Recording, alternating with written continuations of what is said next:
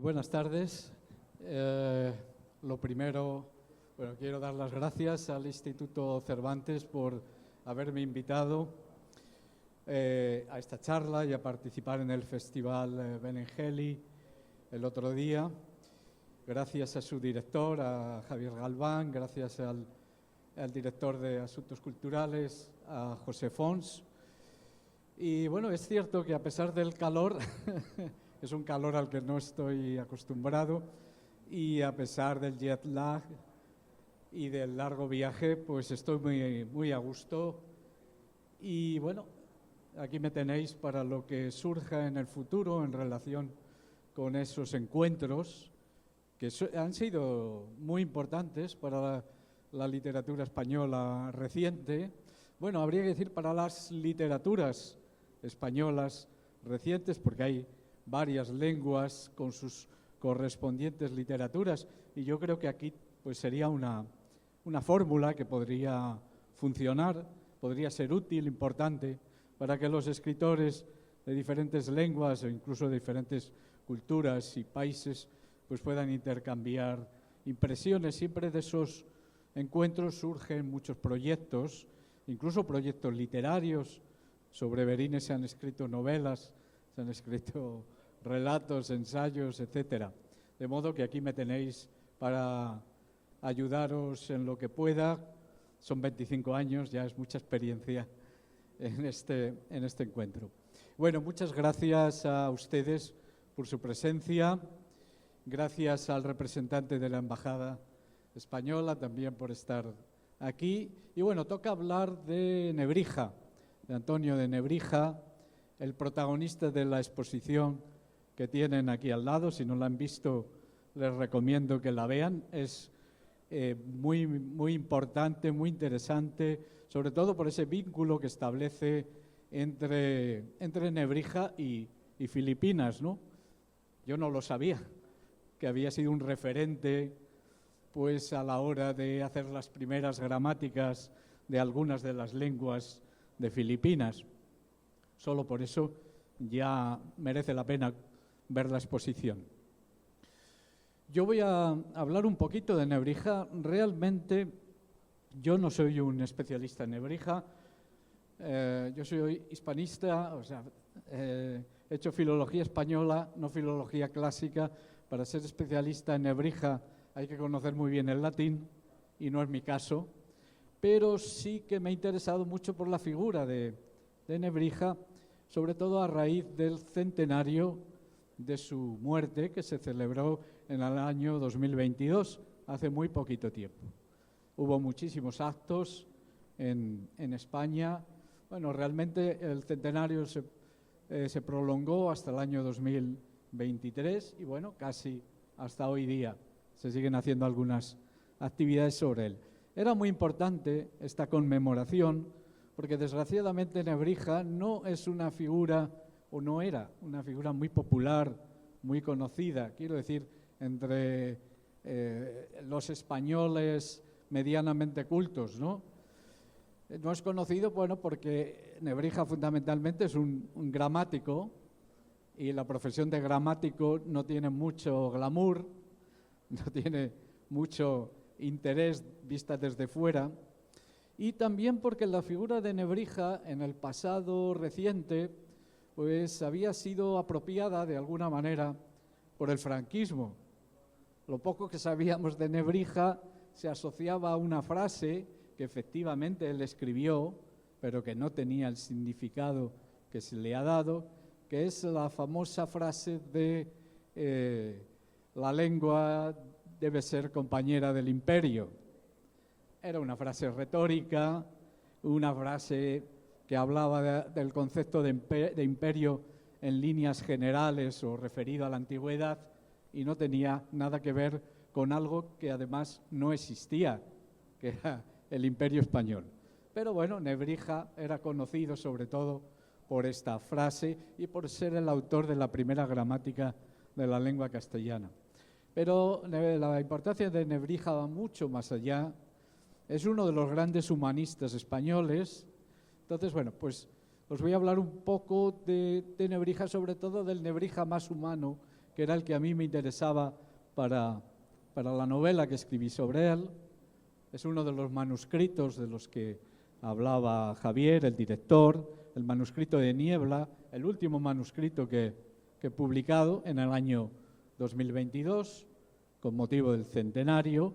Y efectivamente en esta novela el protagonista, junto con Fernando de Rojas, el autor de La Celestina, es Antonio de Nebrija.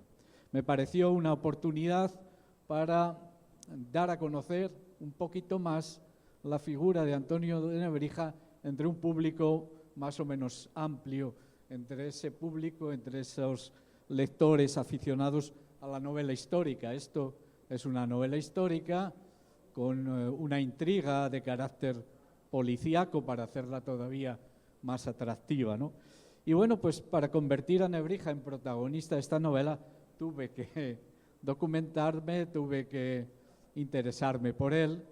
Y bueno, yo descubrí un Nebrija que tiene, creo, un gran interés humano, su personalidad, su manera de ser, tiene mucho interés. Y bueno, también es un autor muy relevante para la historia de la cultura española, ¿no?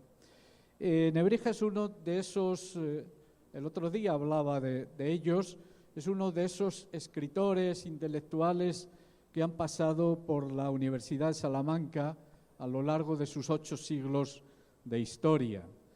Les comentaba el otro día que por la Universidad de Salamanca han pasado prácticamente pues todos los grandes escritores e intelectuales de todas las épocas, desde la Edad Media hasta ahora mismo.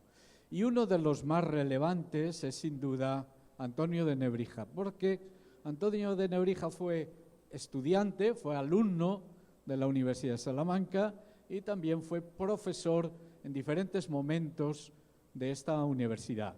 Además, Nebrija es el que lleva a la Universidad de Salamanca las nuevas ideas procedentes de Italia, el humanismo, que ya se habían anticipado algunos humanistas italianos que se habían hecho profesores de la Universidad de Salamanca, pero el que cumple una función más importante a este respecto es Antonio de Nebrija, porque Antonio de Nebrija estudió, se formó, además de en Salamanca, en Italia, en la Universidad de Bolonia, que es otra de las universidades más antiguas y más importantes de Europa.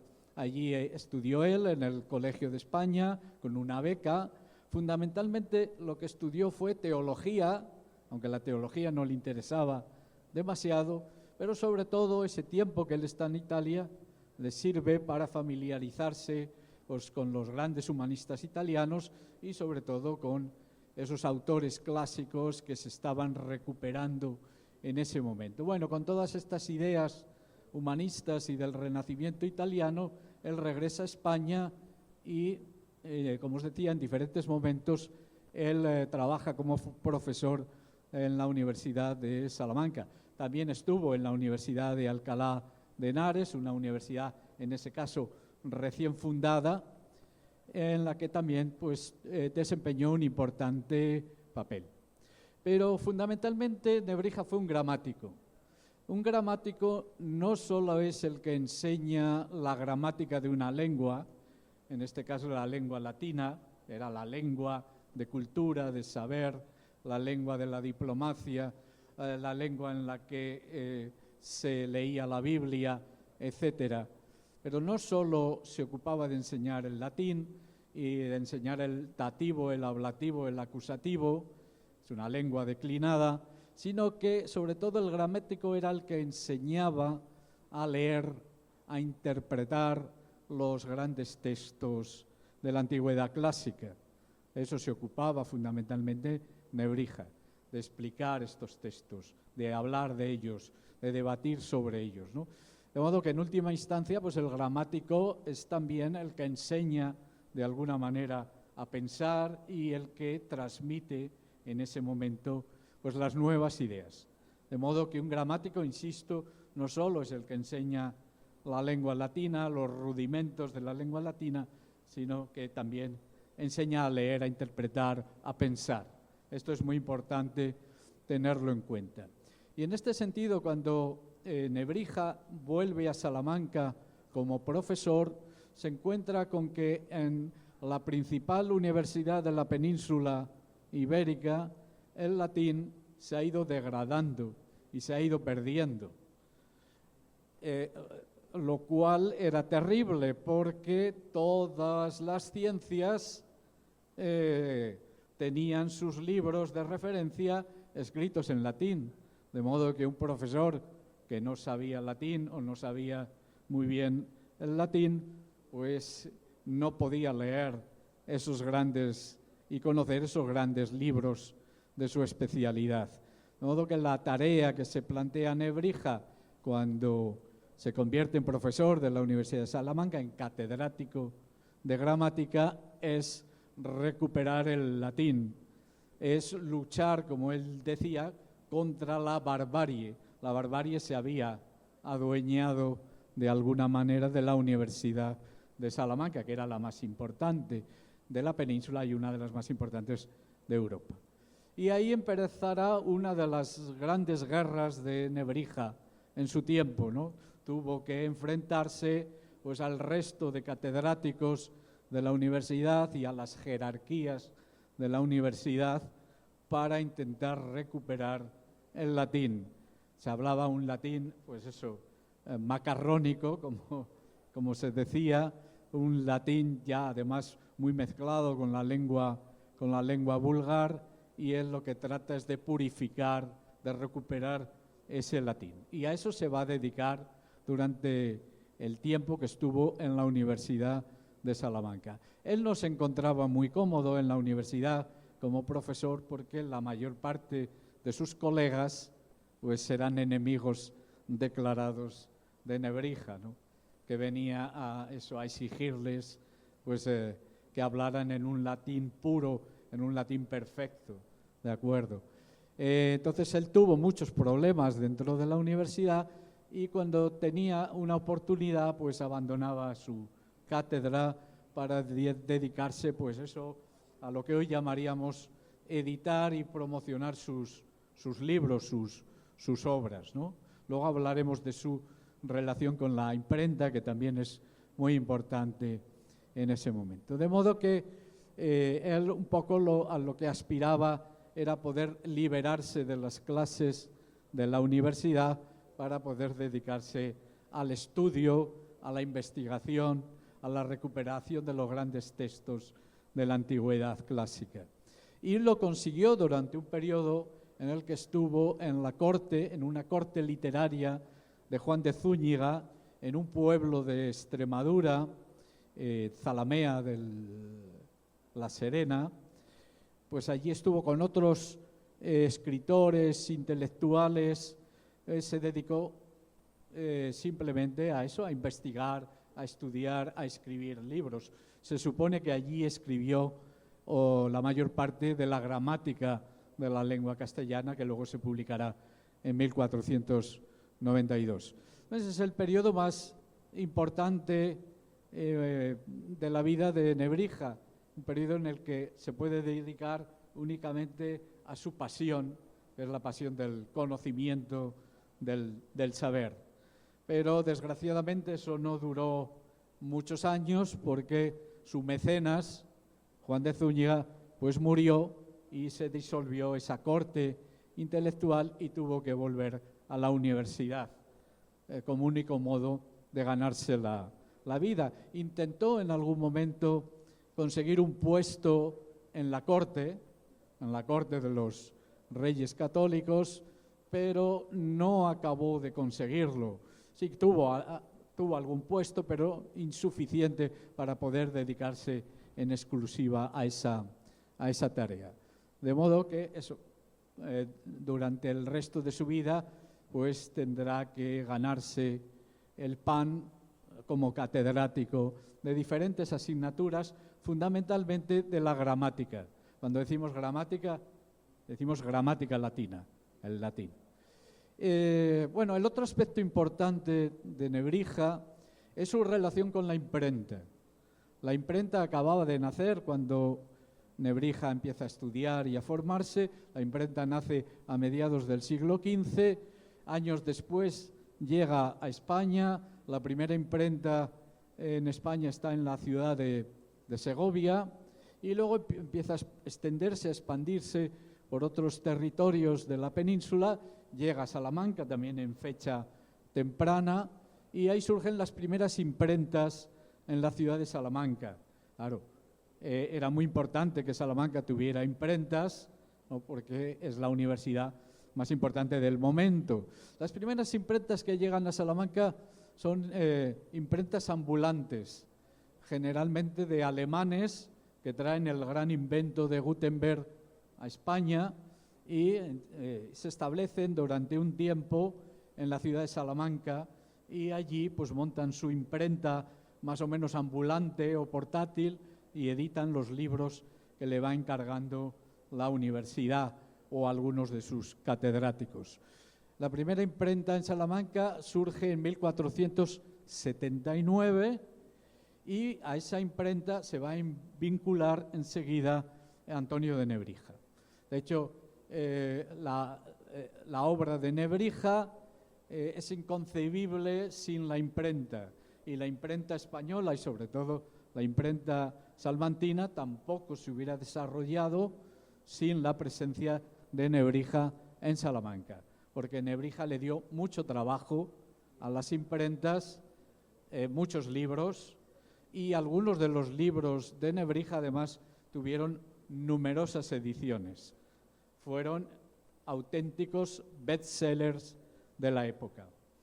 Entonces, en 1481 se publica el primer libro de Nebrija, las Introducciones Latinae, que es un libro para la enseñanza del latín, un libro que enseguida se convierte en el manual que se utilizaba en todas las universidades, en todos los colegios, en todos los centros de enseñanza de la península ibérica. Se hizo tan popular este manual de enseñanza del latín que se llegó a conocer con el nombre del Antonio, por el nombre de pila de Nebrija, ¿no? Antonio de Nebrija. Y ese manual, esa gramática latina, pues tuvo centenares de ediciones en ese siglo XV, en ese siglo XVI, y hasta el siglo XVIII y XIX se siguió editando este manual para la enseñanza del latín. Este es el libro que hizo verdaderamente popular a Nebrija, no la gramática de la lengua castellana, que esa no se reeditó en vida de Nebrija, solo conocemos la primera edición, porque era un libro extraño para la época. Una gramática de una lengua vulgar era algo insólito en ese momento, ¿no? Pero su gramática latina sí que fue muy popular y de hecho le dio mucho dinero a Nebrija. Se hicieron muchas ediciones clandestinas o piratas, como las llamamos en España, sin la autorización del propio Nebrija. Entonces, él siempre estuvo muy vinculado a las imprentas, en primer lugar a esta imprenta salmantina, que se funda en 1479, y él no se limitaba a entregar su manuscrito a la imprenta, sino que siempre estaba presente en todo el proceso de edición. Cuidaba mucho la edición de sus textos, la corrección de las pruebas, de las erratas, de los errores, el tipo de letra. Él era partidario frente a la letra gótica, que era la que entonces imperaba, estaba de moda. Él prefería la letra romana porque se leía de forma mucho más clara, etc. Él redactaba el colofón con el que se remataba la edición de los libros. O sea, él estaba continuamente en las imprentas vigilando el proceso de edición. Y además era una persona muy exigente con los impresores, con los trabajadores de la imprenta. Estaba tan vinculado al trabajo de la imprenta que siempre se ha pensado que Nebrija era propietario de una imprenta en Salamanca. Esto no está demostrado e incluso es inverosímil que él fuera propietario de una imprenta, porque eso era incompatible con su cargo de catedrático de la universidad. Pero lo que sí es cierto es que una casa que él tenía alquilada en Salamanca la cedió en alquiler a una imprenta salmantina. Por eso siempre se ha pensado que él era dueño de esa imprenta, dueño o socio, colaborador de esa imprenta. Pero a partir de ahí, de ese primer libro que se edita en la imprenta salmantina, él se preocupó mucho de la difusión de sus obras, de sus libros. Cuando no le gustaban los impresores salmantinos, pues iba a otras ciudades buscando el impresor ideal, adecuado para sus obras. ¿De acuerdo? Para él era muy importante, ¿no?, cómo se difundían y cómo se editaban, cómo se imprimían sus libros. De hecho, una de las cosas más interesantes de Nebrija es que fue un pionero, un antecedente en la defensa y en la reclamación de los derechos de autor. No se llamaban así en ese momento, pero él es el primero que se ocupa de pedir la licencia para poder imprimir sus obras y de impedir que aquellos impresores que no tuvieran esa licencia y no tuvieran su autorización hicieran ediciones piratas. De modo que ahí tenéis otro rasgo importante de Nebrija, que se puede decir que era una figura muy moderna, que se anticipó a su tiempo en muchas cosas y entre ellas en la defensa de los derechos de autor de las obras. Gracias a eso él ganó muchísimo dinero porque muchas de sus obras tuvieron numerosas reediciones y él se ocupaba de que esas reediciones fueran fieles al texto de la obra, pero que también contaran con su autorización, con su permiso, con lo cual pues él recibía dinero de esas reediciones. ¿De acuerdo? Entonces, Nebrija es una persona pionera en muchas cosas. También es un pionero en la defensa de la libertad de expresión. Aunque esto nos parezca una idea, un concepto muy reciente y muy moderno, Nebrija defendió en diferentes momentos de su vida, y eso incluso le pudo costar la vida, o por lo menos le pudo costar la cárcel en diferentes momentos. En la defensa de la libertad de expresión, la libertad de conciencia, la libertad de pensamiento. Luego hablaremos un poquito más de esto. De modo que, pues este es el Nebrija que yo he querido mostrar en mi novela y también en esta obra de teatro que escribí después, en la que se muestra, yo diría que el momento quizá más importante, más interesante en la vida de Nebrija, que es cuando se vio envuelto en un proceso inquisitorial. O sea, la Inquisición, como es lógico, pues, o mejor dicho, a Nebrija, como es lógico, al final se tropezó con la Inquisición, que trató de recortarle sus derechos, sus movimientos, ¿no? Este proceso inquisitorial tuvo lugar en 1506, 1507, no tenemos documentación sobre este proceso de la Inquisición, pero sí tenemos referencias indirectas a este proceso, porque en 1507 Nebrija escribe un libro en latín, como la mayoría de los libros que escribió Nebrija, que se titula Apología. Y es un libro que es una apología, es una defensa de sus ideas. De modo que en ese libro entendemos que él se está defendiendo de las acusaciones que le hizo la Inquisición española. No solo la Inquisición, sino directamente el inquisidor general de esa época, que era Diego de Deza, el arzobispo de Sevilla. A Diego de Deza Nebrija lo conocía desde su época de estudiante, porque habían estudiado, tenían más o menos la misma edad y los dos habían estudiado en la Universidad de Salamanca.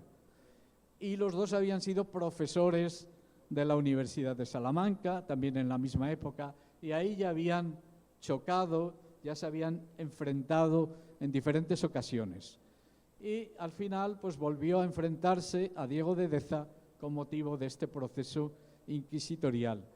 No sabemos dónde tuvo lugar este proceso, probablemente en Valladolid, tal vez en Sevilla, que era donde habitualmente residía el inquisidor general, porque era arzobispo de Sevilla.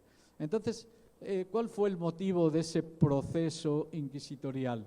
El motivo de ese proceso fueron las acusaciones que le hizo el inquisidor general, Diego de Deza, y que tenían que ver con su injerencia en cuestiones religiosas o teológicas, ¿no?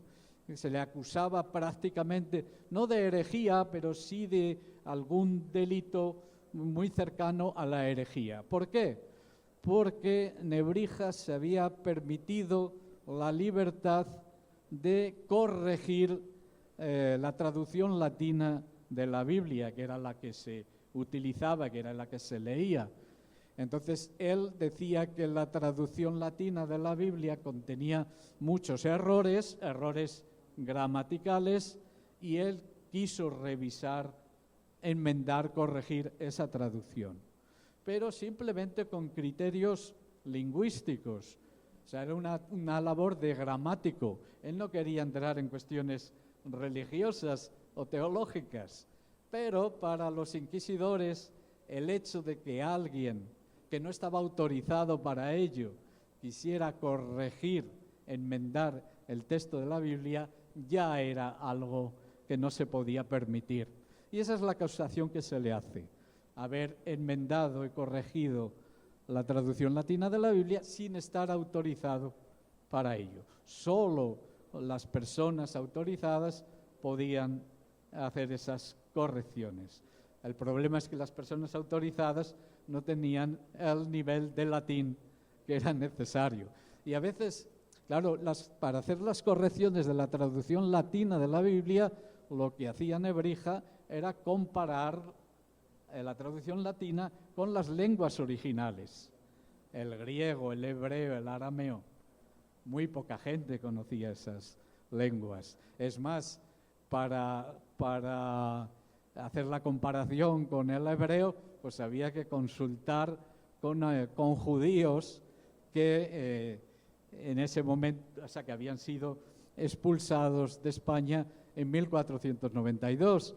De modo que ya el hecho de que alguien quisiera consultar con autores que conocieran la lengua hebrea, la lengua judía, ya era de por sí algo heterodoxo y que rozaba la herejía. Bueno, pues esa es la acusación que se le hace a Nebrija.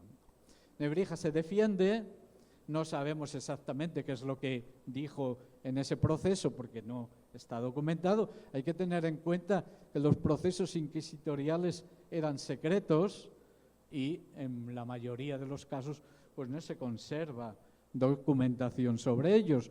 Pero si leemos la apología de Nebrija y vemos cómo él se defiende su trabajo de gramático y dice que él, como buen conocedor, bueno, él dice que es el que mejor conoce la gramática latina y por lo tanto es la persona que está más autorizada para enmendar el texto de la gramática latina. Nebrija tenía también algunos defectos y el principal defecto que tenía Nebrija era su soberbia, ¿no? Por otra parte, era una manera también de defenderse, ¿no? De defender su territorio. Yo soy el que más sabe, por lo tanto a mí nadie me puede discutir nada que tenga que ver con la lengua latina, con la gramática. Por eso que os decía antes, el gramático no solo es el que conoce la gramática, sino el que sabe leer e interpretar los textos escritos en latín, como es la traducción latina de la Biblia. Y lo más interesante de este proceso inquisitorial y de los argumentos que utiliza Nebrija en su libro es que Nebrija no solo defiende su trabajo, las enmiendas que él ha realizado a la Biblia, a la traducción latina de la Biblia, sino que hace una defensa de la libertad de expresión, de la libertad de pensamiento, de la libertad de conciencia. Y hay algunas citas de ese libro que parece que han sido escritas hoy, por esa tremenda defensa que hace. Hay un momento que dice, ¿pero qué pasa? ¿Que no voy a poder yo defender esto que pienso? ¿Qué digo defender? ¿Que no voy a poder ni siquiera pensarlo o decirlo en voz baja para mí mismo o esconderme en un agujero y decirlo? Bueno, pues hasta ahí llega la actitud de Nebrija. Está defendiendo, yo creo que por primera vez, de una manera explícita, esa libertad de expresión, ¿no? Que es un poco propia pues, del momento histórico en el que estamos, ¿no? Del momento del desarrollo en España, antes había sido en Italia, del humanismo. De modo que eso, como pueden ir viendo, Nebrija fue un pionero en muchas cosas, incluida esta de la defensa de la libertad de expresión y de conciencia. Bueno, todo esto le trajo a Nebrija pues muchísimos problemas, no solo con sus colegas de la universidad, también con las autoridades eclesiásticas, con la Inquisición española, etcétera. Y hasta tal punto llegó su enfrentamiento con la universidad que en muchos momentos le quitaron su cátedra y tuvo que volver otra vez a presentarse, a hacer una oposición. Y el momento quizá más dramático en la vida de Nebrija es ya al final de su vida. Él muere en 1522 y en 1513 él se tiene que volver a presentar a una cátedra de gramática, que era su gran especialidad, ¿no? El método que se utilizaba para enseñar el latín era el libro que él había escrito, el Antonio, pero él se tiene que volver a presentar. Y ya era una persona muy mayor, tendría unos 60 años, y se presenta a esa oposición, y esa oposición no la gana Nebrija, la gana un estudiante recién licenciado o recién graduado, como diríamos hoy, sin conocimiento apenas de la lengua latina, que va a tener que emplear el manual de Antonio de Nebrija. Bueno, pues es esta persona la que se lleva a la plaza y Nebrija queda fuera otra vez de la Universidad de Salamanca. Entonces ya pueden imaginarse el enfado, la indignación de Nebrija al ver que la plaza que él merecía se la ha llevado un joven inexperto. Entonces hay un momento en el que Nebrija decide abandonar la ciudad de Salamanca, dice que ya no quiere seguir viviendo allí, ya no quiere seguir opositando a plazas de la universidad, y abandona la ciudad. Y él cuenta que hay un momento que se para en el camino a las afueras de Salamanca, se quita las sandalias, las sacude y dice: de esta ciudad no me quiero llevar ni el polvo del camino. Y ya es cuando se va de Salamanca.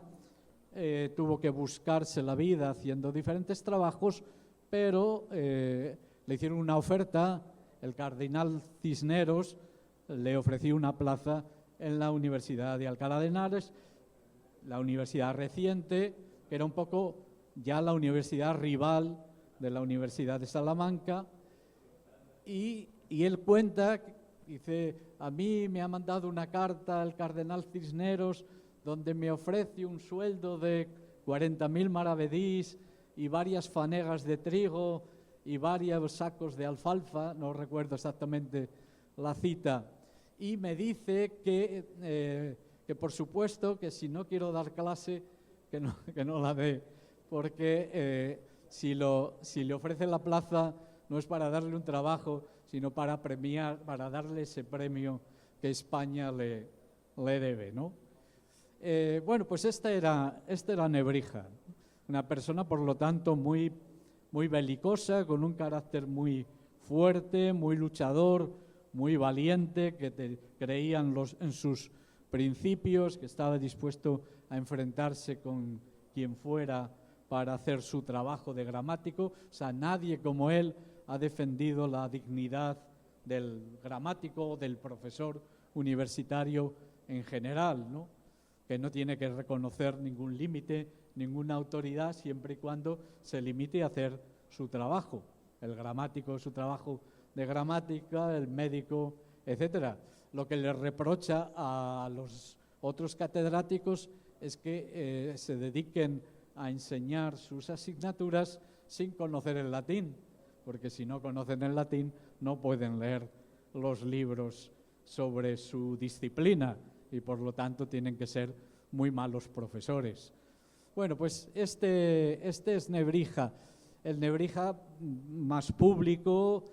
Las labores, algunas de las labores que hizo Nebrija dentro de la universidad, dentro del mundo de la imprenta. Él fue uno de los que más contribuyó al desarrollo de la imprenta en España, en esas primeras décadas de la imprenta en España.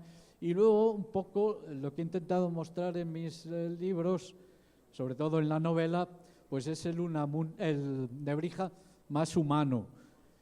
¿Cómo conocemos al Nebrija más humano, más cotidiano? Pues lo conocemos a través de algunos textos suyos, porque a veces en los prólogos de algunas de sus obras más académicas o más científicas, él contaba cosas de su vida personal. Y esto también yo creo que es un rasgo de modernidad, ¿no?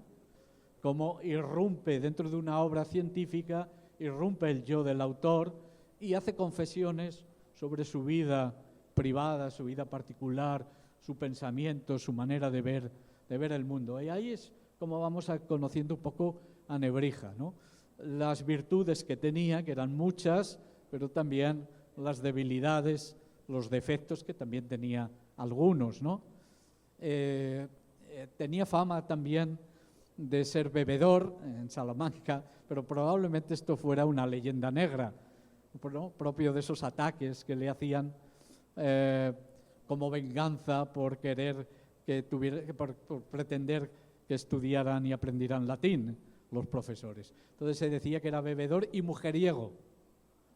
La fama de mujeriego tampoco está demostrada, pero lo cierto es que él, que en Bolonia había hecho estudios de teología y obtuvo las órdenes menores cuando regresa a Salamanca de profesor y recibía un dinero. Y sin embargo, él renunció a ese dinero para casarse con una mujer que había conocido, porque decía él que para no abrasarse por el deseo, lo mejor era casarse. Es mejor casarse que abrasarse, ¿no? Era un dicho popular castellano. Y él por eso se casa, renuncia a esas prebendas eclesiásticas que tenía. Es decir, que era una persona bastante honesta, honrada, bastante consecuente con su manera de ser, aunque a veces eso pues supusiera pues ser castigado, incluso rechazado por sus contemporáneos, ¿de acuerdo? Entonces, dentro de estas relaciones humanas, también a veces escribe sobre su relación con algunos de sus hijos. Tuvo bastantes hijos, tuvo una familia más o menos numerosa, y el hijo más problemático era su hijo mayor, que él decía que era una persona que había heredado una buena parte de su talento, pero que ese talento lo había dilapidado, lo había derrochado, porque su hijo mayor nunca quiso hacer carrera, ni eclesiástica ni docente, y nunca quiso realmente trabajar y buscarse la vida. Él lo que quería era tener unas rentas, y de hecho las tuvo. Y se dedicaba a vivir la vida, tenía relaciones con muchas mujeres, le gustaba vivir bien, era también un gran lector. Entonces hay un texto de Nebrija muy divertido porque Nebrija tenía un gran sentido del humor, además un humor muy variado, era irónico en ocasiones y en otras ocasiones podía ser muy mordaz y muy satírico. Tal vez este humor tiene que ver con sus orígenes, de los que no hemos hablado aquí. Nebrija había nacido en Lebrija, que es una población de la diócesis de Sevilla, ahora de la provincia de Sevilla, y por lo tanto pues muchos atribuyen esa gracia y ese sentido del humor que tenía Nebrija a sus orígenes, ¿no?, sevillanos. Lo cierto es que él hablaba de su hijo mayor con mucho humor y era muy duro con él, y le criticaba el hecho de que teniendo un gran talento y habiendo recibido una gran formación, porque este hijo mayor se había criado en el tiempo en el que él formaba parte de esa corte de intelectuales de Juan de Zúñiga, y sin embargo no había querido hacer carrera, y entonces lo atacaba mucho por ese motivo, y lo hace de una manera pues muy divertida, muy humorística, a veces muy dura, muy ácida, pero nos está mostrando un poco ahí la personalidad que tenía Antonio de Nebrija, de modo que sus clases debían de ser, además de muy provechosas por sus conocimientos, pues también muy divertidas, muy amenas. Y bueno, se ha especulado con la posibilidad de que entre sus discípulos en Salamanca, en su primera época de profesor, pues estuvieran Fernando de Rojas, porque Fernando de Rojas se supone que estuvo estudiando en Salamanca en la época en la que él era profesor de gramática. La gramática se estudiaba en los primeros años de la universidad, era como la base para todo lo que venía después, y bueno, incluso es posible que Beatriz Galindo, la latina, que fue, parece ser que fue la profesora del latín de la reina Isabel la Católica,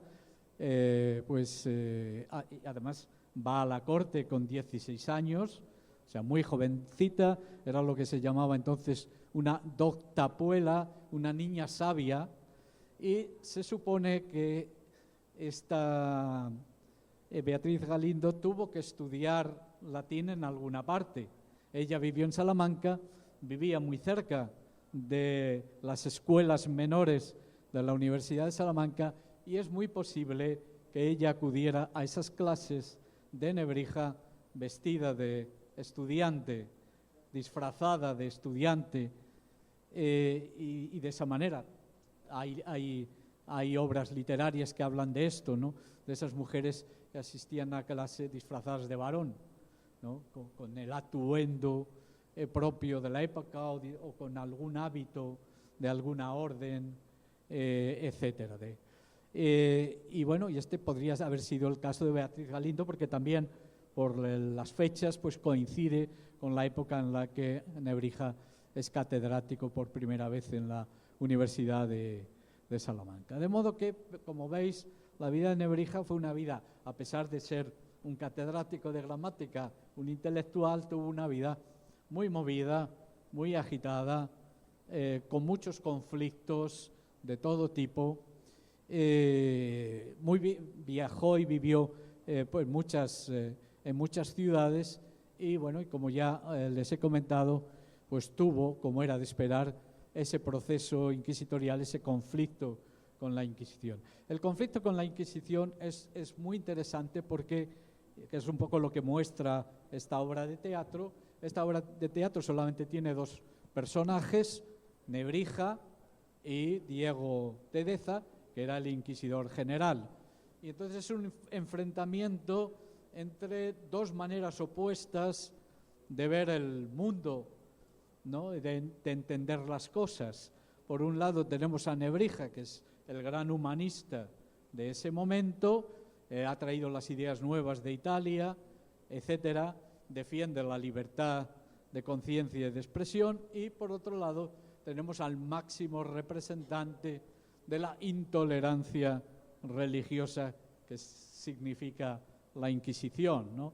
La ortodoxia, etcétera. Pues ahí tenemos combatiendo esas dos posturas extremas que reflejan muy bien ese momento histórico, porque Diego de Deza representa el pasado, representa la Edad Media, representa la escolástica, representa un mundo en el que en el centro está Dios, ¿no? Mundo teocéntrico, mientras que en el otro lado pues tenemos a Nebrija y su defensa de los estudios de las humanidades, en los que en el centro está el hombre, el ser humano, y donde se defiende pues eso, la libertad de conciencia y de pensamiento y de expresión para poder enfrentarse a los grandes temas y escribir, reflexionar sobre ellos, etcétera. Por eso creo que ese fue, no sabemos si realmente se produjo este momento o no, no lo sabemos, porque a lo mejor el proceso simplemente fue un interrogatorio sin público, etcétera, no formal, pero pudo ser un procedimiento inquisitorial en toda regla y bueno, y ese proceso pues de alguna manera ejemplifica ese momento, ¿no? Los conflictos que había en ese momento en España, bueno, en esa España que está naciendo, que se está constituyendo como nación en ese momento. De modo que aquí un poco he intentado en este proceso, que también aparece en la novela, pues sintetizar toda la vida de Nebrija. O sea, toda la vida de Nebrija se concentra en ese proceso. Y además en la obra de teatro nos muestra el proceso, pero sobre todo cómo recuerda Nebrija al final de su vida ese proceso en una noche en la que no puede dormir porque lo acaban de echar de la universidad, y él empieza a recordar algunas partes de su vida y sobre todo ese proceso inquisitorial que tuvo en 1506-1507, ¿de acuerdo? Y por tanto, pues creo que es una obra muy cargada de simbolismo, porque no solo habla del enfrentamiento entre Antonio de Nebrija y Diego de Deza, el inquisidor general, sino pues de esas dos maneras de entender el mundo, de entender la realidad, que de alguna manera se podían trasladar a nuestra época, porque en realidad si hoy día nos interesa Nebrija es porque nos está hablando también a nosotros, ¿no? 5 siglos después, pues las ideas, no solo las ideas de Nebrija, sino también su comportamiento, su conducta, pues siguen teniendo valor, siguen teniendo sentido.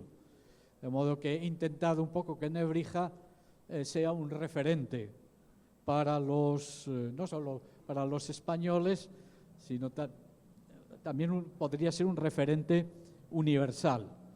Esta obra tiene un sentido universal, no solamente tiene que ver con España y no solamente tiene que ver con el comienzo del siglo XVI.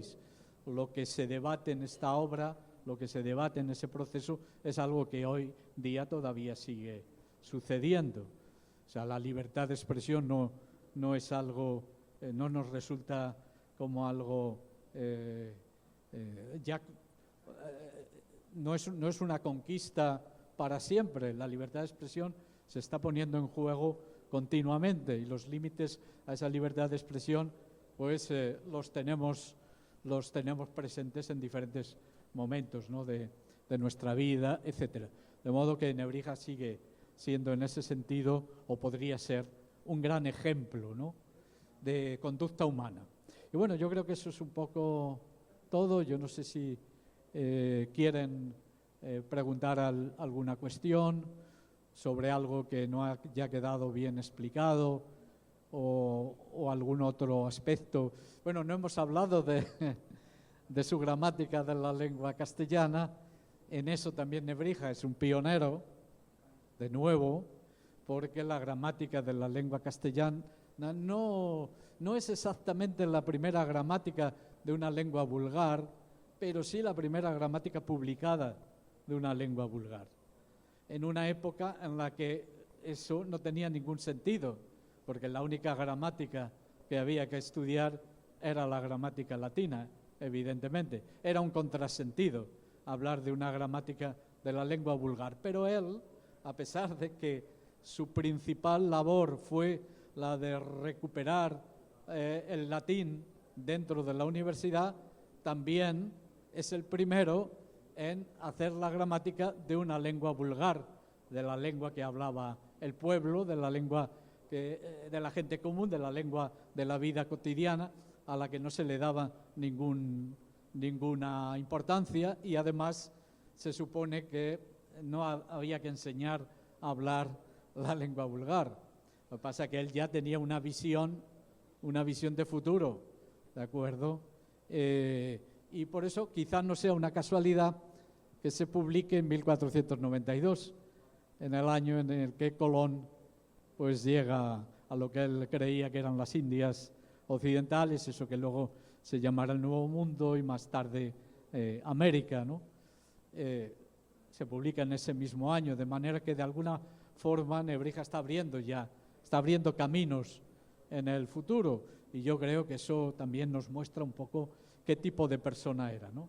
Una persona, un genio, daba igual a lo que se dedicara, podía haber sido un gran impresor, fue un gran gramático, podía haber hecho lo que quisiera y siempre se estaba anticipando a cosas que iban a ocurrir. Él fue uno de los primeros también en Castilla que se da cuenta de la importancia que tenía la imprenta. La imprenta a finales del siglo XV en la Universidad de Salamanca, la imprenta tenía muchos detractores. O sea, había catedráticos que les parecía un escándalo que todo el mundo, bueno, que cualquier estudiante pudiera acceder a un libro simplemente pagando una pequeña cantidad de dinero. ¿Qué va a ser de esto? El saber deja de ser algo de unos pocos para vulgarizarse y extenderse y que pueda tener acceso, no cualquiera, pero bueno, casi cualquiera, ¿no? Entonces, él, sin embargo, a él le viene estupendamente que haya aparecido en la imprenta, porque él lo que quería era difundir primero la gramática, la cultura latina, algunos de los grandes autores, los comentarios que él hace de algunos autores latinos, etcétera. Eso es lo que él estaba buscando, lo que él necesitaba. Pero otros catedráticos eran contrarios a eso, ¿no? La cultura tenía que estar en manos de unos pocos, en un coto cerrado. Primero habían sido los monasterios, ahora eran las universidades, y de ahí no debía salir. Sin embargo, la imprenta vino a cambiarlo y a revolucionarlo todo, ¿no? En la época de Nebrija, cuando Nebrija es estudiante y en su primera época de profesor, para que un estudiante consiguiera una obra, pues tenía que mandarla a copiar. Y además no se copiaba entera, sino que se iba por partes. En el entorno de la universidad se ponían unos puestos donde se vendían esas partes, se alquilaban, y el estudiante pues alquilaba y mandaba a copiar esa parte, luego la siguiente, hasta que por fin completaba la obra. Pero eso exigía mucho tiempo y también mucho dinero, ¿de acuerdo? De modo que no era fácil. Sin embargo, cuando aparece la imprenta, pues bastaba con ir a una librería y comprar esa obra impresa, ¿de acuerdo? Y además, bueno, pues también la imprenta, en principio, en teoría, pues garantizaba pues un texto más puro que cuando se hacían copias, que siempre tenían pues muchos errores, defectos, lagunas, etcétera. De modo que eso, Nebrija tenemos que verlo, pues eso, acompañado de la imprenta, como uno de los grandes defensores de la imprenta. No se podría entender su labor si no hubiera existido la imprenta, pero la imprenta española, y sobre todo la de Salamanca y Castilla, tampoco se hubiera desarrollado tan pronto si no hubiera sido por Nebrija. De modo, pues eso, es un pionero que no solo habla a la gente de su tiempo, sino que de alguna manera nos está hablando a nosotros, a personas del siglo XXI, no solo de España, sino también de Filipinas y también de Manila. Y bueno, yo creo que con eso ya es suficiente. Pero si hay alguna pregunta o comentario, encantado de responder. Gracias.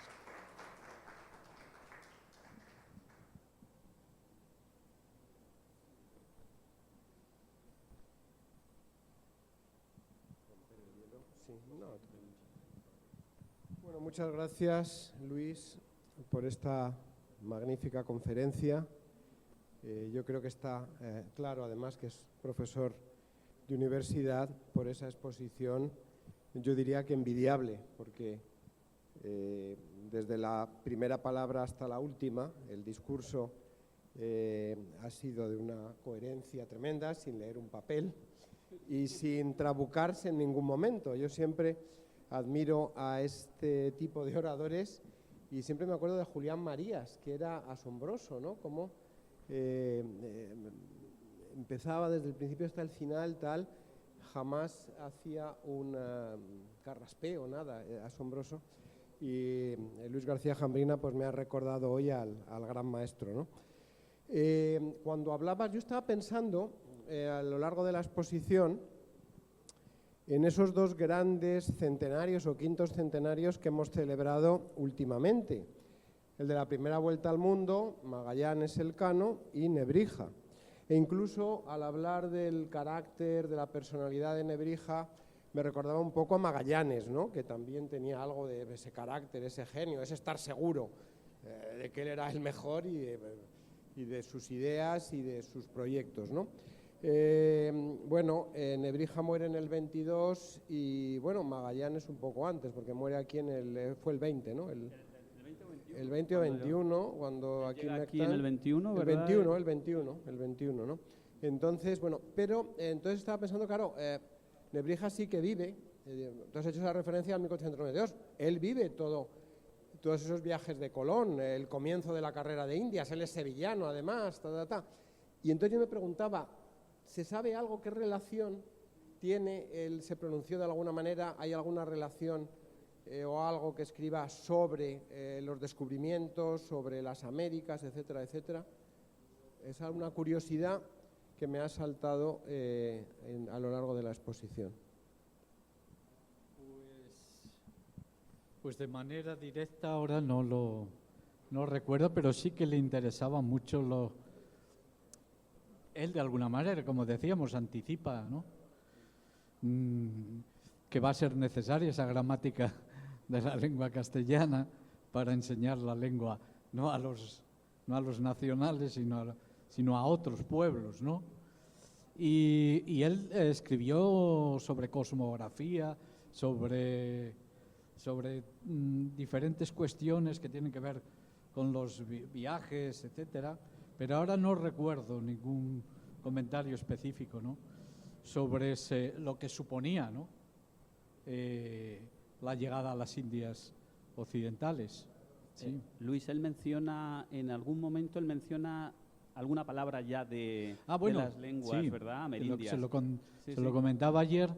Sí, lo que sí es interesante es que en algunos de sus diccionarios, español-latino, latino-español, introduce en fechas muy tempranas palabras del Nuevo Mundo, concretamente la lengua taína.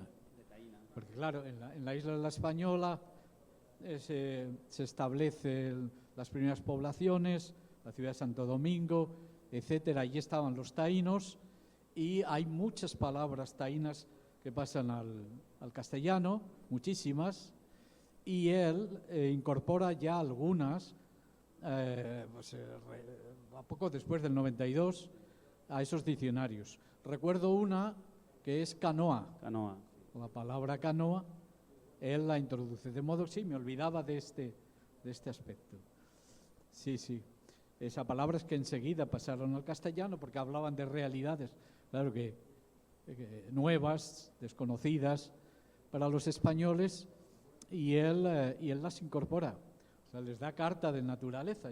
Yo creo que es muy significativo, otro signo de modernidad. O sea, yo creo que no exagero cuando digo que es un autor muy moderno en todo lo que hacía.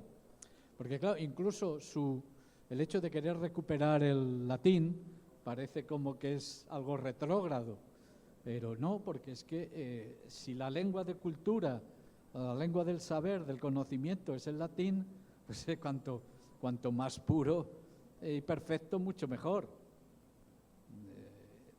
Ya luego, si ya eso se abandona, etcétera, pues la lengua vulgar tendrá que especializarse, tendrá que tomar muchas palabras del latín.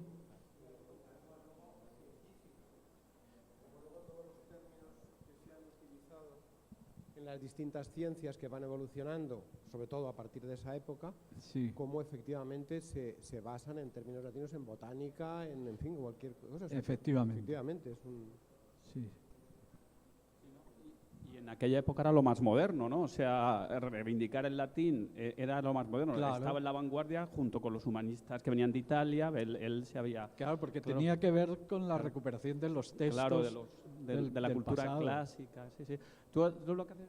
Pero eso, lo de las palabras, incorporar palabras concretamente de la lengua taína, pues él, pero de manera inmediata, vamos. Es que no había dado tiempo. Yo creo que no había hablantes todavía en España que utilizaran esas palabras y él ya las había incorporado.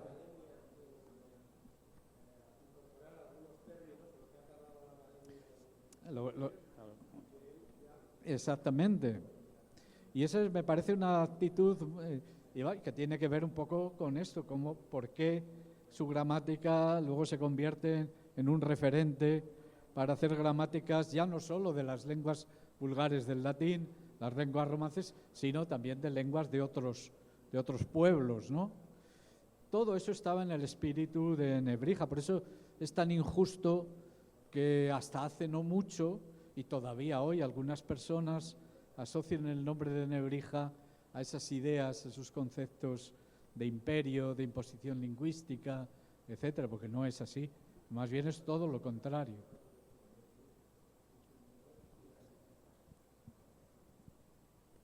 Pues solo un comentario, porque hasta ahora utilizamos muchas palabras latinas en medicina, especialmente en anatomía, ¿no? Sí, sí. Claro, porque incluso cuando el latín ya deja de ser la lengua del saber, pero es de donde se van recogiendo palabras conforme se van desarrollando las disciplinas, en este caso la anatomía, la medicina, etcétera, pues el latín sigue suministrando palabras, aunque ya el latín no sea la lengua del saber, claro. Y eso también, de alguna manera, está en el espíritu de Nebrija. O sea, es que tenemos que cuidar el latín, no podemos hablar un latín vulgarizado, destruido, etcétera, porque ahí es donde reside todo, ¿no? Y es la fuente de la que va a manar, va a seguir manando casi hasta hoy día, ¿no? Y además del latín, no solo las lenguas romances toman términos, neologismos, sino el inglés y otras lenguas también toman del latín muchas palabras, ¿no? Pero gracias a eso, a que los grandes humanistas preservaron el latín en los siglos XIV, XV, XVI. Y eso en España lo hace Nebrija, y casi solo lo hace él. Y es un poco, estamos hablando de un intelectual, de un gramático, pero realmente fue una labor heroica. Él habla además en términos bélicos, ¿no? De su tarea, ¿no? Tengo que enfrentarme a la barbarie, ¿no? Y dice, y para ello lo mejor, Dice, lo mejor es hacerlo en Salamanca porque es la cabeza principal, ¿no? Porque él habla de la hidra de muchas cabezas, ¿no? Y entonces, para no tener que cortar todas las cabezas, pues corta la principal. Dice, como Hércules, etc. O sea, que él lo plantea siempre en términos de lucha, de pelea heroica, y él fue un héroe, porque eso, en cuanto podían, lo expulsaban de la universidad, aunque fuera el mejor en su disciplina, ¿no? Porque a todos los atacaba diciéndoles, pero tú qué vas a saber de medicina si no sabes latín. Bueno, y un par de apuntes al hilo, ya que estamos en Filipinas y en Manila, también mencionar ese espíritu que comparte Rizal también.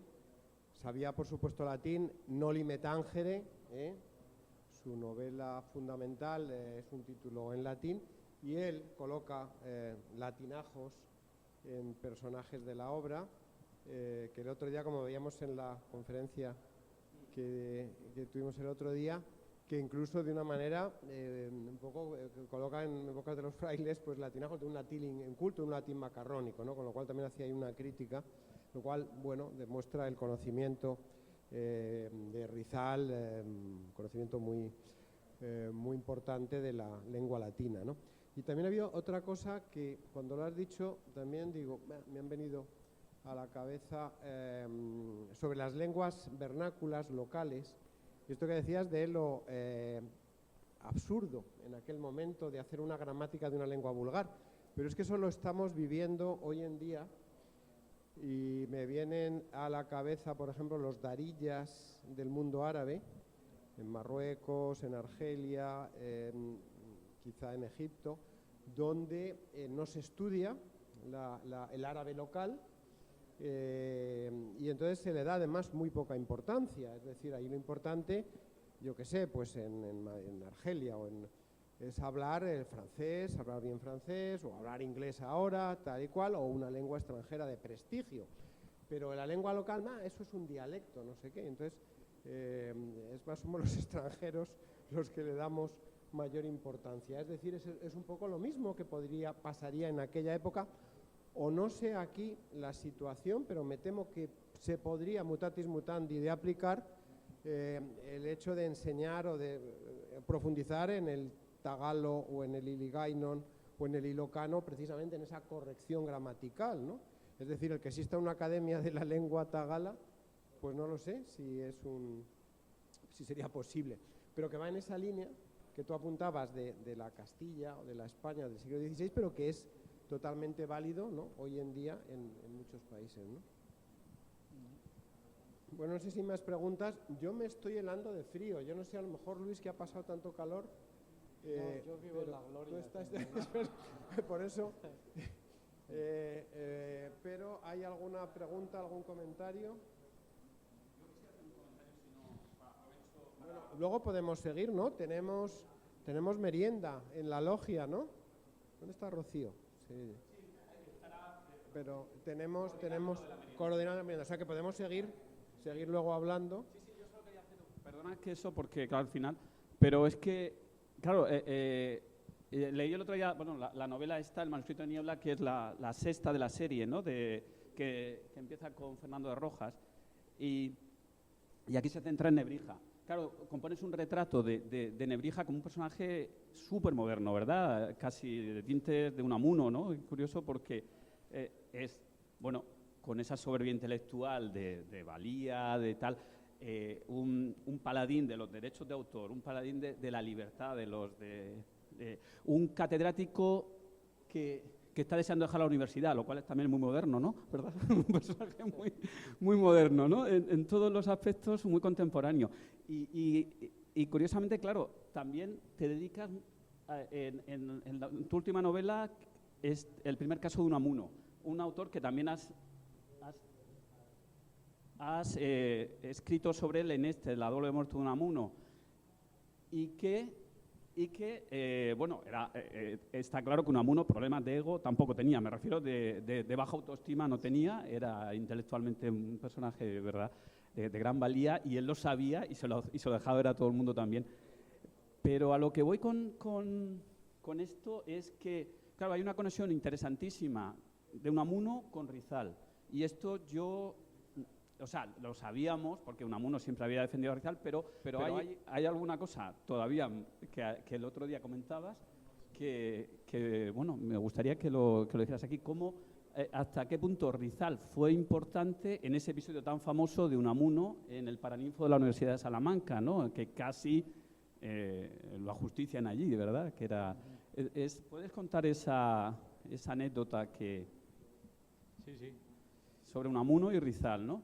Ese vínculo que tienen, que bueno, luego Unamuno se convierte en el defensor más importante que tiene Rizal en España, ¿verdad?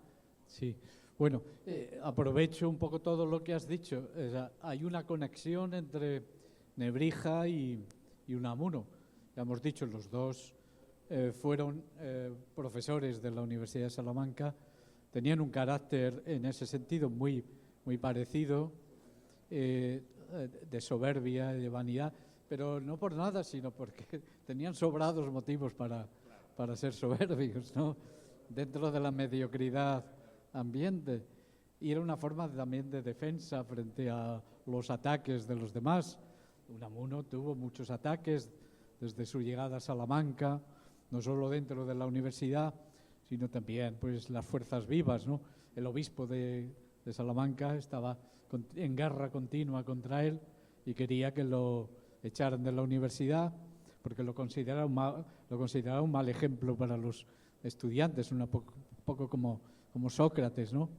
Y cuando ya lo hacen rector de la universidad, pues por supuesto quería que el ministro de Instrucción Pública lo cesara, y lo intentó muchas veces el obispo, no el padre Cámara.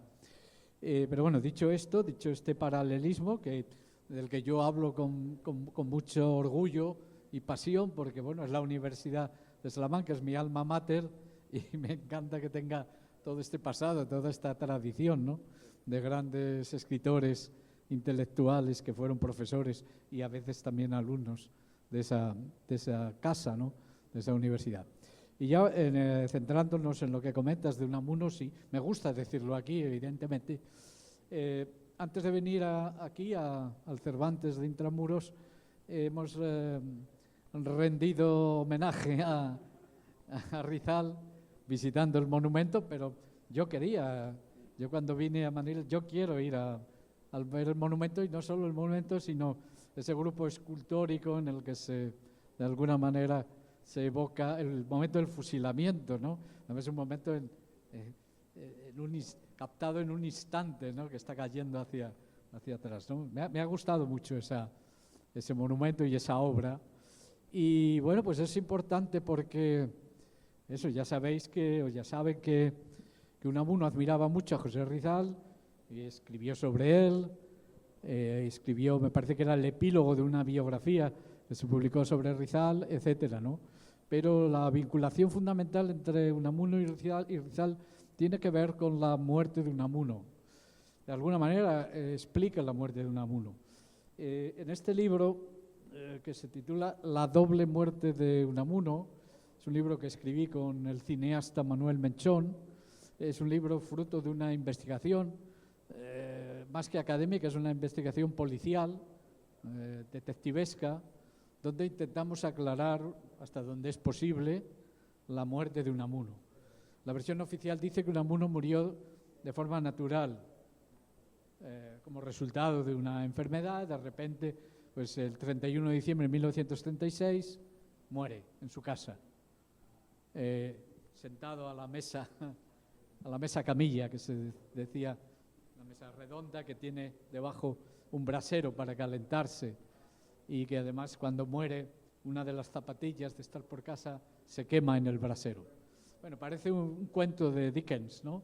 De un cuento de Navidad, porque es 31 de diciembre. Había nevado en Salamanca ese día. Y parece un cuento navideño. En realidad eso es una invención. Esa es la versión oficial que construye el aparato de prensa y propaganda de Franco en Salamanca para explicar cómo murió Unamuno. Es decir, Unamuno, que siempre había sido un gran luchador, una persona que se enfrentaba con todo el mundo, etcétera. Sin embargo, tuvo una muerte muy, muy burguesa, muy apacible, en su casa, casi sin que se notara, ¿no? La persona que estaba con él no se dio cuenta porque olía la zapatilla que se estaba quemando en el brasero, ¿no? Entonces, claro, esta es la versión oficial que mucha gente no se ha creído, pero que Menchón y yo no solo no nos la creíamos, sino que intentamos investigar y ver qué es lo que pudo ocurrir en realidad. Y claro, para entender por qué Unamuno muere ese día y la manera en que murió, pues hay que remontarse a 2 meses y medio antes, es decir, a mediados de octubre de 1936, el 12 de octubre, donde tuvo lugar un famoso acontecimiento en la vida de Unamuno, que es el enfrentamiento que tuvo con José Millán Astray, el fundador de la Legión, el jefe de prensa y propaganda, en ese momento lo ha nombrado Franco, y está en Salamanca, igual que el cuartel general de Franco está en Salamanca. Entonces ese día se celebra el Día de la Hispanidad, o Día de la Raza, como se le llamaba entonces.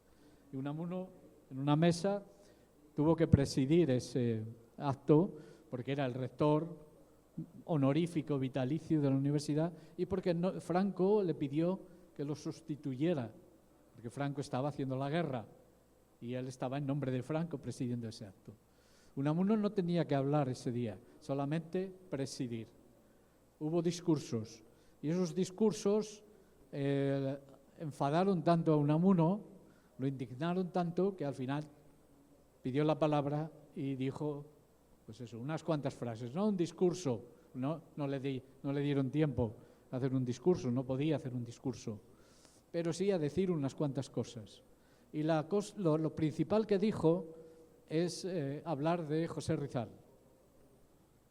Él reprochó a las personas que habían hablado allí que hablaran contra los catalanes, contra los vascos, esa defensa de lo español, etcétera, y dijo algo así como que recordaran a José Rizal, que hablaba el español mejor que ninguno de los que estaban allí y que se había muerto pensando en España y recordando España, etcétera, etcétera. Bien, pues según nuestra hipótesis, fue la mención de Rizal la que hizo que José Millán Astray se levantara, pidiera la palabra y le dijera a Franco, en la sala solamente había militares y falangistas, es decir, miembros de lo que podíamos llamar el Partido Fascista Español, y Millán Astray le dijo a Unamuno, morirán aquellos que enseñen teorías averiadas. Una amenaza, estamos en plena guerra civil, Millán Astray es un militar, le falta un ojo, le falta un brazo, en fin, y lo está amenazando de muerte. ¿Pero por qué lo amenaza de muerte? Por haber mencionado a Rizal. Porque Rizal para Millán Astray era un traidor. Y no solo era un traidor, es que él había conocido a Rizal. No sé si saben que José Millán Astray tuvo su bautismo de fuego como militar aquí, en Filipinas, y vino en el mismo barco en el que traían a José Rizal para juzgarlo, luego fusilarlo. Venían en el mismo barco. José Millán Astray tenía 17 años, o sea que sabía perfectamente quién era Millán Astray y para él, quién era Rizal, y para él representaba lo más odioso, o sea, alguien que se había rebelado contra España. De modo que cuando Unamuno menciona a Rizal ya sabe lo que puede ocurrir. De hecho, probablemente allí los militares pues empuñaron sus armas, hubo mucha tensión, etcétera. Pero claro, a Franco no le interesaba que mataran a Unamuno, no querían que a Unamuno le pasara nada, porque eso podía tener un efecto propagandístico muy malo para el bando franquista. Recuerden que unos meses antes han asesinado a García Lorca. García Lorca se había convertido en el símbolo de la barbarie contra la cultura, contra los escritores, etc. De modo que bajo ningún concepto podían fusilar o matar o hacerle daño a Unamuno. Pero eso no quiere decir que luego no se lo hicieran. Durante esos 2 meses y medio, hasta el 31 de diciembre de 1936, Unamuno manda cartas, concede entrevistas y en todas ellas habla contra Franco, contra los militares, cuenta los fusilamientos, las muertes, la crueldad de Franco y de los sublevados, de modo que no pueden permitir que Unamuno siga escribiendo cartas, siga diciendo esas cosas. El único camino que les queda era asesinarlo. Y eso es lo que sucede el 31 de diciembre. De modo que de alguna manera Unamuno muere heroicamente por haber elogiado a Rizal en un acto lleno de militares y de fascistas. Eso yo creo que es así. Una prueba de la importancia de Rizal. En este libro hay un documento muy importante, que es el papel en el que Unamuno fue apuntando algunas palabras que quería decir. O sea, él está escuchando los discursos y él va apuntando algunas palabras para improvisar un discurso que no tenía preparado. Entre esas palabras que hay aquí escritas, una de ellas es Rizal. Cuando se publica la primera biografía importante de Unamuno, en 1963 o 64, en esa biografía aparece este documento, pero han borrado una palabra, que es la palabra Rizal. ¿Por qué borraron la palabra Rizal? Porque era la clave por la que Unamuno había sido asesinado, por mencionar a un traidor que representaba todo lo que representaba para los militares de Franco, por haberlo nombrado y elogiado públicamente en un acto. O sea, está claro. Y eso no me lo invento yo. O sea, si ven la biografía, verán que ahí falta la palabra Rizal. Este es el documento original. Está en la Casa Museo de Unamuno, en Salamanca. Y aquí está la palabra Rizal. De modo que esa es la clave. No exagero nada. De modo que el vínculo entre Unamuno y Rizal no desaparece con la muerte de Rizal, sino que llega a su máxima expresión al final de la vida de Unamuno. Y una coincidencia. Rizal muere fusilado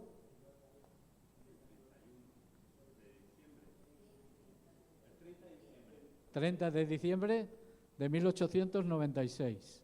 Y Unamuno muere, probablemente asesinado, el 31 de diciembre de 1936, exactamente 40 años después. Es la fecha de la muerte de Rizal, seguro que la conocía Millán Astray, porque estaba aquí además. De modo que no creo que sea una casualidad que Unamuno muera el 31 de diciembre de 1936. Pero es la diferencia horaria. Lo que pasa es que es al revés. Pero bueno, quizá la conferencia, una conferencia futura sería Rizal y Unamuno. A mí, vamos a ver, tú sabes, José, porque hemos hablado mucho de estos temas, pero esto además incide todavía más en el hecho de reivindicar nosotros a Rizal como uno de los nuestros. Sí, y ya ha habido varios artículos, cuando vino Luis García Montero también, porque realmente Rizal es una víctima de las dos Españas y cada vez se va viendo más claro, y con esto todavía más, ¿no? Con lo cual no es que los españoles, qué malos son los españoles que mataron a Rizal, no, es que es parte de la tragedia de España que se va fraguando en el siglo XIX y que estalla ya de una manera bestial en el siglo XX. Entonces Rizal es parte de nuestra historia importantísima, y por eso el de reivindicar Rizal como uno de los nuestros, ¿no? Realmente es alguien que muere por su libertad, que es fruto de esa tensión brutal que durante 2 siglos angustia a España o a las 2 Españas o todo esto que se habla, ¿no? Bueno, pues esa Rizal y Unamuno yo creo que está pendiente, no sé si en Madrid, en Manila o en Estocolmo, a lo mejor. Pero es un tema apasionante y que cada vez se está, bueno, fantástico, ¿no? El trabajo policial, bueno, chapó. Sí, porque eso había pasado. Ya, pero bueno, estaba ahí. Inadvertido. En las versiones se ha escrito mucho sobre el 12 de octubre de 1936, muchísimo. Sí. La mayor parte de las versiones que han aparecido son falsas. O sea, no es que sean mentiras. Algunas son inventadas porque eran literarias, pero luego aparecieron en los libros de historia, como si hubiera ocurrido así. Pero prácticamente todo el mundo omite a Rizal. Pero afortunadamente hace unos años aparecieron unos papeles, cuando murió un profesor de la Universidad de Salamanca de Derecho, los hijos encontraron unos papeles en los que esta persona contaba lo que había sucedido en el Paraninfo. Es el único relato, el único testimonio directo de lo que pasó en el Paraninfo. Y él, o sea, el discurso de Unamuno fue muy breve, y él menciona a Rizal. Y dice a continuación que Millán Astray se puso nervioso, yo quiero hablar. Y es cuando se levanta y lanza esa terrible amenaza genérica, pero en realidad dirigida contra Unamuno. O sea que Unamuno y Rizal están unidos en la vida y en la muerte, ¿no? Porque fueron compañeros de estudio, se conocieron en la Universidad Central de Madrid, cuando eran jóvenes estudiaban allí, y al final también la muerte de alguna manera los vinculó. Muy bien, pues de nuevo, 1000 gracias, Luis, y tu primera estancia en Manila, que espero que no sea la última, ¿eh? Y nada, podemos seguir comentando estas anécdotas de la historia que se reescribe, por eso, bueno, como dice Ámbec Ocampo, ¿no? Y bueno, Ámbec Ocampo es el historiador aquí, además es un crack porque es un divulgador, ¿no? Llena cines, llena salas de cines, llena tal con sus conferencias, como la historia continuamente hay que revisarla, ¿no? Y entonces, bueno, pues seguimos hablando arriba en la pérgola. Muy bien. Con un poco más de calor, me va a subir la temperatura, pero bueno, es lo que tenemos. Muy bien. Bueno, pues otro aplauso.